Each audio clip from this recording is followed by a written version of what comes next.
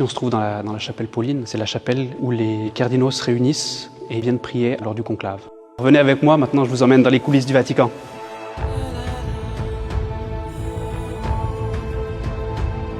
Là c'est un peu la partie la plus ancienne du palais apostolique, la salle ducale.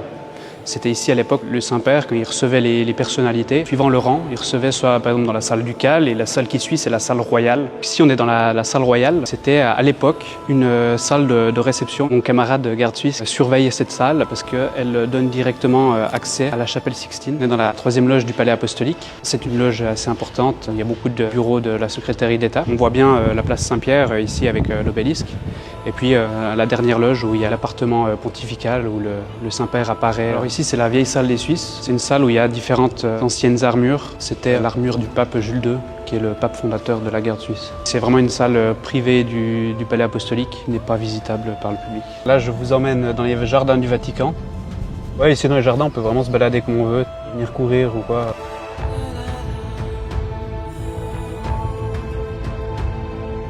C'est ici toutes les réceptions d'État, les présidents, ils arrivent dans la cour Saint-Damas, la cour principale du palais apostolique. Et ensuite, ils montent par l'ascenseur et ils sont reçus par le pape à l'intérieur de l'antichambre. On est sur la loge des dames. Il y a des personnes qui viennent seulement dans les grands événements, les grandes messes, comme par exemple la messe de Pâques. Ici, on se trouve dans la chapelle Pauline. C'est la chapelle où les cardinaux se réunissent et viennent prier lors du conclave.